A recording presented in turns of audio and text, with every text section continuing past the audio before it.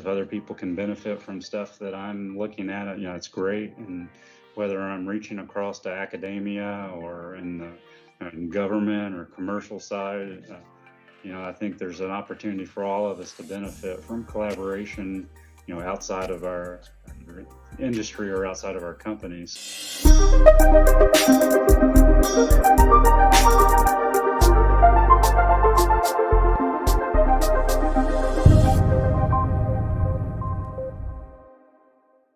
Welcome to the Change Agent Podcast. My name is Nathan Lesnoski, your host.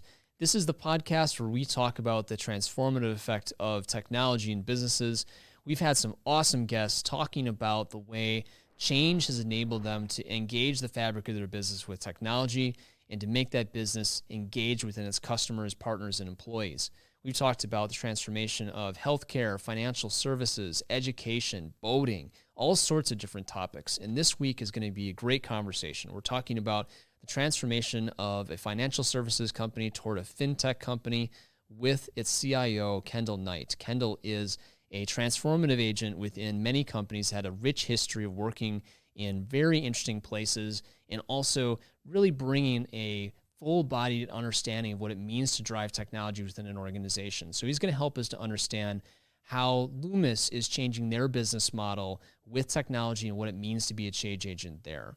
So welcome, Kendall, to the conversation today. Thanks, Nate. I appreciate you having me on today. I've been excited about the opportunity to talk to you guys about what we're doing here at Loomis and my background as well. So I'm ready to go when you are. Awesome. So maybe to start off, just tell me a little bit about what it means to be a change agent at Loomis. I think of them or remember them as like the armored truck company, right? But it's more than that. So, tell me a little bit about it. Sure. So just a bit of background about Loomis itself, right? So Loomis is more than 100 years old. It's been in the armored car business and really the financial services industry for a long time. We were part of Wells Fargo early on, and then it transformed. It was acquired by a Swedish company, and then spun off separately from a company called Securitas, and ultimately became Loomis as an independent company. We're based in Stockholm, but half the revenue of the company globally is based in the U.S. So we're evenly split. The interesting thing about Loomis that's different from other global companies is we're very decentralized. I think it's due to the regulatory nature of banking that keeps us fairly decentralized, because the laws and regulations to deal with banking in each country are quite different. So we're in over 20 countries around the world, but our operations are quite independent. So, of course, we look for opportunities to share innovations and technology and processes where we can, but there's a lot of unique requirements in each country that really keep us somewhat independent. So it's a different environment for me. I'm used to large corporations, very global, top down, and this is a bit different because we're more autonomous in the U.S. and so it's a more peer level leadership style than top down. So that's been interesting for me. I just joined the company April 12th, so I'm still in my early stages of onboarding and really assessing the organization and people and the processes, our technology footprint, and and really the business challenges that we have to really formulate my IT strategy and really a 3-year implementation roadmap for technology advancement. So, I was recruited to come in as a digital transformation leader. So the business sees a lot of opportunity in our environment, in our competitive landscape to drive technology and be a leader. So in our industry, there's really only 3 competitors for the most part. There's Loomis, Brinks, and GardaWorld are the 3 largest armored car services in the world.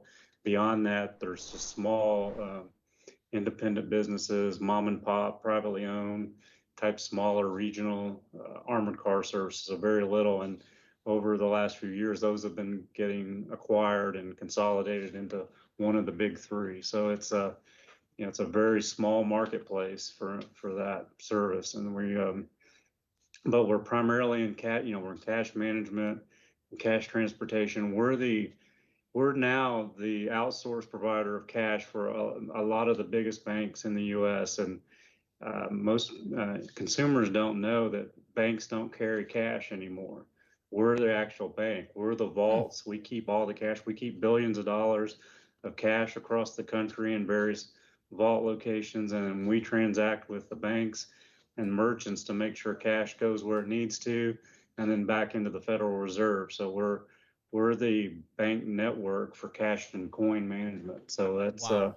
A lot of people that aren't familiar with this industry assume that companies like Bank of America or Wells Fargo or Chase have these vaults with cash in them at the bank branches or at larger banks, and they've basically gotten out of that business in the last few years to to streamline their own operations. And that's where Loomis and our competitors step in, and we take on that responsibility and manage the physical cash, and of course keep the businesses up to date on a daily basis and make sure credit and cash flow where it needs to flow in a rapid manner. So that's kind of the business model. But as the use of cash starts to decline worldwide, Loomis needs to transform, right? And that's where some of the digital technologies are going to play a part. So we're looking at acquisitions and mergers to help us scale beyond cash and go into digital payments. We're looking at becoming a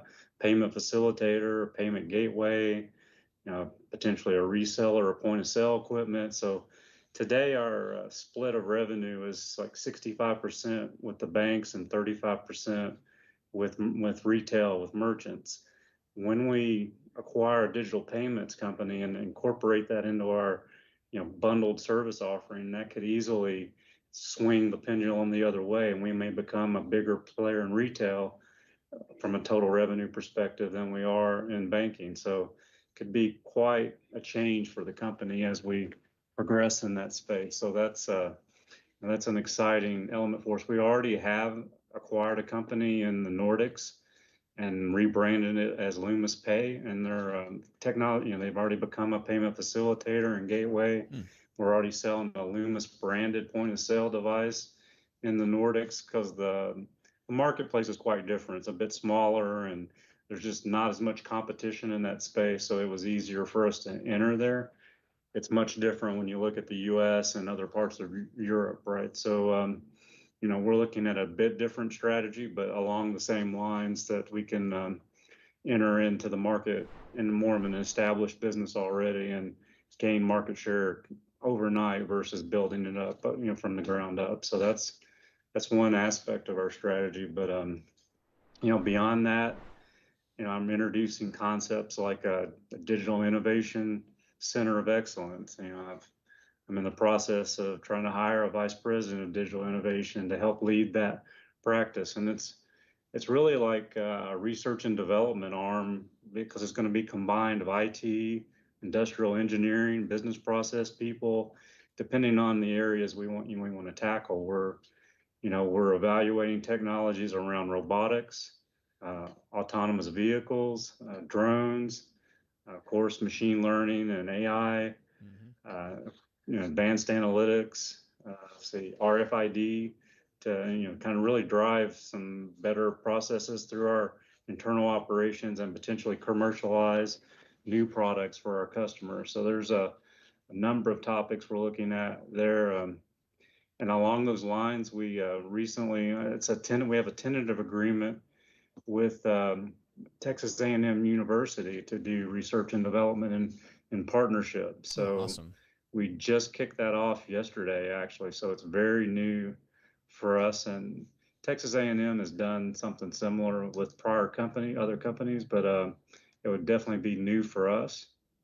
So that's very exciting. So we're partnering with it's called the Advanced Robotics Manufacturing Institute at Texas A&M, and once we identify which projects we want to go after, we're gonna we'll do a joint press release and become public, in the public domain on what we're working on. But at the moment, it's still in the kind of forming phase. So we went out to one of our branches, which is like a large vault location here in Houston, and we spent a few hours walking through the end-to-end business process, from loading the trucks to the counting the cash to managing cash in the vault. And the whole process from beginning to end, because we have a lot of manual steps in our process and a lot of kind of entry level labor. And one of our challenges, we're around 45% turnover in labor right now. And as Wow. the wages increase in the marketplace and the competition for drivers and for entry level workers continues to increase, it's harder for us to replace, that workforce on a continuous basis. So a lot of my strategy is around where can we introduce automation and innovation to potentially, reduce the manual interaction, the manual touch, move people into more value added roles where they obviously would want to stay and be retained and not be doing so much manual effort, which may increase safety. It could increase, the health and safety of our people, because we do have some workers' comp when they're handling, heavy bags of coin or cash, and all that can be taxing. And then, one of the things we're looking at, really trying to, really as the market develops and regulatory environment develops, for example, we're looking at improving the safety of our drivers and messengers. So we call it the courier that handles the bags of cash from when they come out of the truck and go to an ATM or a bank branch and pick up the cash and bring it back to the truck. They're a messenger. So the messenger is really our person most at risk of being robbed, right? Attacked, injured, attacked, and robbed. So we have, in an industry, it's a fairly frequent occurrence. So the safety of our messengers is a high priority. We're looking at the possibility of implementing drones, potentially a swarm of drones with the armored car to set up a perimeter when it goes to from one site to the next, to look for, bad actors, right? And then if an event occurs, actually follow the bad actor back to their vehicle, get the license plate, contact the police, contact us, follow the vehicle to its termination, and hover until the police show up, and then return to base. So that's a use case that we would are very interested in exploring. At the moment, we've got some limitations around the FAA and how drones can cross public and private land. So, but by partnering with Texas A&M, who's also partnering with the military and government on these type of topics, we may be an early adopter of technology like that. We're looking at potentially turning one of our armored cars into an autonomous guided vehicle. So to see if that doesn't improve safety and help us manage our labor challenges. So the trucking industry is already going there. They're partnering with a company called Waymo, which is a Google company actually. And they've got, JB Hunt, for instance, just introduced a pilot between Fort Worth and Houston to start running autonomous 18-wheelers in a route. So we're looking at being an early adopter in that technology as well. So I think that's what sets Loomis apart from our competition, is that we are willing to invest in innovation, and we want to be, pioneer in that space. We don't want to be a laggard. So we're trying to look for ways to improve our operations and products and services to really be a trendsetter in the industry. One of the things you mentioned there is really interesting around taking the existing service that you use to deliver, deliver the cash, have the messengers who are taking the cash out, putting it in an ATM or retrieving it or exchanging it or what have you, and creating an edge device essentially, which is that truck potentially being totally technology enabled as a way to either increase safety or protection or validation, even that the money went where it was supposed to go. Correct. That's a really exciting way to complement your existing business with technology in really practical ways that, in a sense, they feel really out there, but in another sense, they're really not. Yeah, the technology's pretty much there. It's just figuring out how to commercialize it and make sure the regulatory environment's ready for it, right? So if we, say we pilot the AGV, we got to make sure the Department of Transportation approves and that they're ready, because we're highly regulated, right? We have to have, our trucks have to be 10,000 pounds or more, and and so a certain amount of drivers, and we have a lot of requirements, CDL, requirements, that kind of thing that we have to account for. So if we go pure autonomous, what does that mean from a regulatory perspective? So the benefit for us is the trucking industry is highly motivated to make this work, right? Mm-hmm. Their truck drivers are in demand. There's not enough people doing that now. It's a major cost for the trucking industry. And then when they have accidents and what have you, that's a major cost as well. And the trucking industry obviously is much larger than our business. So they're going to lead the way, and we're going to benefit from what the path that they're making. So we may pilot early on now, but the technology may be too expensive to commercialize our entire fleet.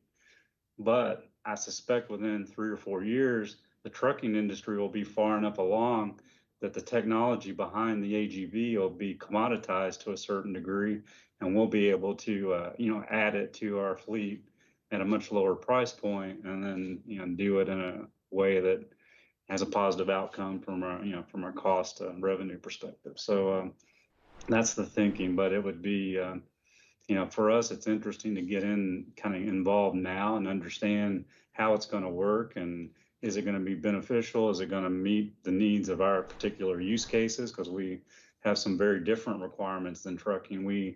Our vehicles idle a lot, right? They pull up to a bank or an ATM location and they sit there, but they have to idle, if they're diesel or gas, to keep all the, to keep the AC running and heat running for the driver, because the driver's always present, and they're enclosed. And then the technology around it, all the cameras and, facial recognition. We have a lot of technology in the trucks now. All that's got to keep running when the truck's idle. So that's a challenge we have to solve. We're looking at, we actually have 2 companies building electric vehicles for us now for the same technology platform. They're a smaller truck, and we're worried about battery life. So we're trying to figure out, when we run all our accessories, are we going to be able to get the mileage we need out of the battery? So we're going to do some research and development in that. And we may explore solar as an alternative to the main battery of the EV. So leave the EV using the main battery for locomotion, but put the accessories on a battery, the separate battery setup that's tied to solar panels on top of the truck. So that's and plus that would give us some benefits from a green perspective, and using solar technology, which will give us some favorable outcomes from an environmental perspective, and align with our goals, and in the EU, for instance, that have a lot of requirements for public companies to meet green objectives. So there's some potential there as well. So we're not just looking at technology from a can it be monetized? We're looking at, can it impact our environmental footprint as well in a positive way? So. Interesting. You mentioned facial recognition. What are some of the scenarios where that's coming into play for you? Is that like the validating the driver is who they say they are before they can get in the truck? Is it looking out for certain types of individuals? Like what's the so our current use is we have it installed in the truck so that we know that the driver and messenger are our employees and not a bad actor, right? So that there's a validation that occurs there, and it controls the locking and unlocking of the doors and the operation of the vehicle based on the facial recognition. So there's some opportunity there. We're also looking at, from an innovation perspective, using computer vision in our operations to help limit or reduce any internal theft, there's always, when you're around that much cash on an ongoing basis, there's a potential for people to make the wrong decision and try to take cash and what have you. The other thing we have is, we do come across rare coins and rare bills from time to time, and if we're not vigilant, the employees will recognize that it's a rare currency or coin, and they'll swap it out for a current coin or currency and pocket the rare item, and that's not obviously that's not something we prefer to happen. So we have a process to deal with those, and so there's some potential there. our employees are typically supposed to stay in the area where they work. So the people doing the cash management, the accounting, and what have you tend to stay either in their work area or a break room or restroom area. They shouldn't be in the vault, or they shouldn't be out with the trucks. And if they are, then that can raise a flag. So using computer vision and AI to flag that activity versus having a security person monitoring video all the time and try to catch people in the wrong areas and stuff. There's some potential there from just managing our facility security of our employee base, right? So we're going to be leading edge in some of the technology around security, and just because of the compliance requirements around managing cash. Your scenario on just the management benefits alone of having a person watching video to validate that some of these scenarios don't happen. It reminds me of a scenario we were working with a company that they had these inspections they did on these sewer pipes. So they had to have a guy looking at all this video, hours and hours and hours of video of insides of sewer pipes. Like, how did you get that job? But what they did is they used a bot to be able to walk the pipe, use computer vision to identify the errors, and all I did was validate the errors, the cracks, and so on. Same kind of thing with you, with looking at this is a scenario that really shouldn't be. It's a training opportunity, perhaps, or it's a real scenario where someone's making the wrong choice. You can use that as an opportunity to be able to use computer vision to optimize it, versus with computer vision plus potentially with RFID. With wearable tech as well, we may be able to get a better picture of what's going on. And ultimately, what I'm considering borrowing from manufacturing is the whole digital twin concept, because our locations aren't manufacturing necessarily, right? But the process is quite similar. We have goods moving through a process. We have people moving around in a process. There's different workstations along the way, and it moves from a beginning to an end through a process flow. So not for because my background's been in manufacturing a good part of my career, and then in services and transportation and logistics. So taking a lot of that experience and say, this isn't that different from those other industries. We can adapt what's leading edge or progressive in these other industries and fit for purpose in our business and get some value. So I can easily see us with the Internet of Things sensors on the cash counting machines, on the bundling machines, on how we're doing the vaults, and any new equipment, advanced machinery or robotics we introduce, making sure all of those are Internet enabled so that we can get data from them and do more advanced analytics and ultimately a digital twin to get either through computer vision or thermal, that we're seeing the patterns of people moving around and getting process improvements for that. Because if people are taking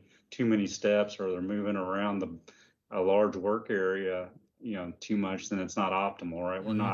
We don't have the layout that's as efficient as it could be. So we may get some efficiency gains out of that, and find out instead of having 20 people in an area, we could do it with 12, for instance. So just from getting that kind of data, and then of course the theft and behavior stuff that we would want to address would be a side benefit. So we spent a lot of time now talking about your existing business model and augmenting it with additional capabilities to make it more successful. Can you tell me a little bit about the truly disruption? You mentioned, like, right when we started, it was like, well, the extent to which people are using cash is receding, and we're entering into digital payment, digital exchange of value. When you think about disrupting Loomis itself internally and creating these new alternative ways of it being relevant in the industry, tell me about how you're engaging in that as a change agent. For sure, probably our biggest disruption in our industry, and of course internally for Loomis, will be when we introduce the digital payments. But none of our competition at this point have adopted this this business model. Our goal is to move up a value chain from where we are today, which the digital payment capability would give us that. We would become, in many ways, a fintech company over time versus a financial services company that's primarily cash and brick and mortar based. We would end up with a hybrid of brick and mortar and e-commerce, right? So a lot of the customer base that a digital payment company has is pure virtual, or so we would be supporting a virtual customer base with the team. So it's going to transform how we do sales and marketing, customer service, how we do billing. All that's going to change to accommodate the new business model. And then, of course, from a security perspective, we'll be handling credit card payments, credit card data. So we'll have to deal with all the requirements around managing that data in an appropriate way, the tokenization of credit card data, the privacy of the customer information, all that will have to be managed per all the requirements in the U.S. for that. So that's going to change our risk and compliance and security posture. Ideally, we'll probably keep it somewhat separate from our core business where we can, so that we don't have to adopt, much more stringent requirements than we have in our traditional business and overburden that piece. But that's the detail that has to be ironed out, right? But Yep. The disruption, part of it is it'll disrupt the digital payments industry as well, because all those companies that we're looking at, from large to medium to small, are e-commerce companies. They don't have field support people. So even if they're a reseller or seller of point of sale equipment, they don't have people that actually go out to brick and mortar to sell that equipment, to train the merchant on how to use it, to set it up, to maintain it. And that, because it's all through the mail and online and through chat bots and what have you. They're not structured in a way to actually go on site. Well, through our network of resources across the country, we'll be able to sell them through the online presence to get started if they choose. But we'll also be on site because we're already there picking up their cash. We have safes, so we sell a digital safe that a lot of merchants keep their cash and coin in, and it gives them real-time data on their balances and what have you, and it gives them provisional credit immediately based on the amount of cash that's in their local safe. So we can deposit that, we treat the safe as a bank and make a deposit for them instantly so they can have the credit to spend for their business. So there's on top of that, to then take on the digital payment space, give them a consolidated bill and invoice for all the digital services they're consuming around credit processing, credit cards, provisional credit, point of sale, if they're going to lease or buy that from us.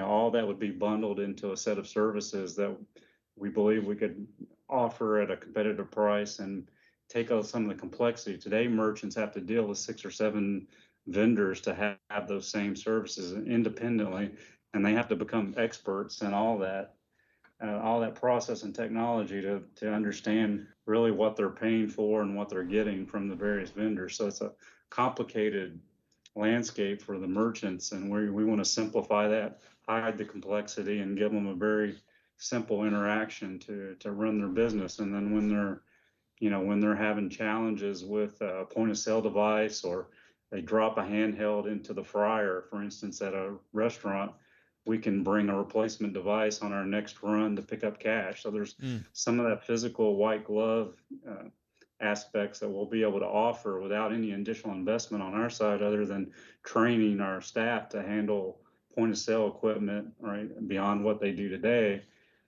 It's a pretty limited impact on our employee base, but it'll be a big impact on our merchants that we're doing business with on the brick and mortar side. So it'll be pretty disruptive for everyone to get used to the new way of working. But I think our customer base on the retail side will be, really appreciative, and expect the adoption will be really good.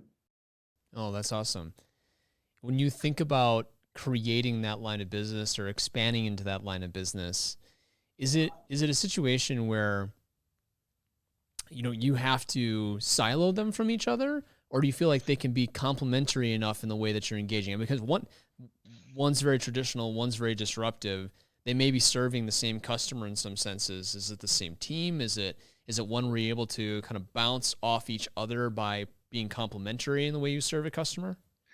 So I think it's gonna be a hybrid of both, right? We're gonna have, I envision the like sales and marketing organization combining pretty quickly, right? They're gonna need one message to the customer base on how we go to market. The whole pricing strategy and marketing strategy all have to be aligned. So that, to me, that's the number one priority, is to figure out how do we go to market collectively as the combined entity, right? So that's probably priority one. Secondarily, if we're going to do combined invoicing and all that, we have to figure out, okay, how do we do that, right? Because they're going to be, so year one, they'll be on their systems. They'll still be operating somewhat independently, but we'll want to quickly, probably through the cloud, potentially through Microsoft Azure, combine some of the data and be able to do consolidated invoicing, right, from multiple back-end systems. So otherwise, we're not getting rid of that complexity, right? If we can't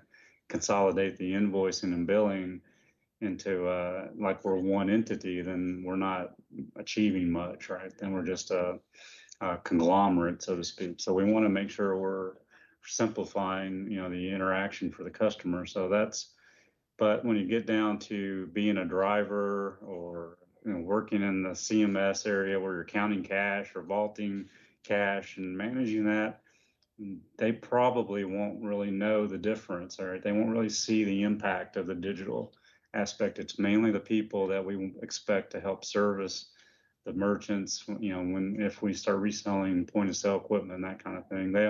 They would have to be trained on that, because today they service ATMs, they service our electronic safes, so there's a role there that would need to be expanded and trained on the digital space. So that'll probably be the main audience that gets impacted. So field support and sales and marketing, I'd say, are two employee bases that'll be impacted, and the rest of the organization really won't notice the change necessarily. Got it. Man, well, this has been so interesting so far. I have one last question for you, Kendall. And I'd really like to know, you're driving some really exciting change in the existing business, which is just killer capabilities, so many things that you can do to make that better. And then the disruptive change that's happening around the new business model and the relationship with each other. You must have had some people that have influenced you to be able to be the kind of change agent that you are.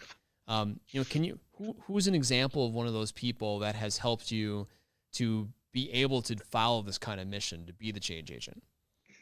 I would say in general, it's been my time, like my time at Accenture early in my career, was I was doing consulting work and being exposed to a number of different industries and different business challenges to overcome, really gave me that kind of entrepreneurial spirit and to seek innovation, in whatever setting I'm in. So I'd say that was I was there for 6 or 7 years, and that early in my career, that helped shape, how I think and how I look at problems. That may have helped me be more successful as I've progressed, because I've got that background.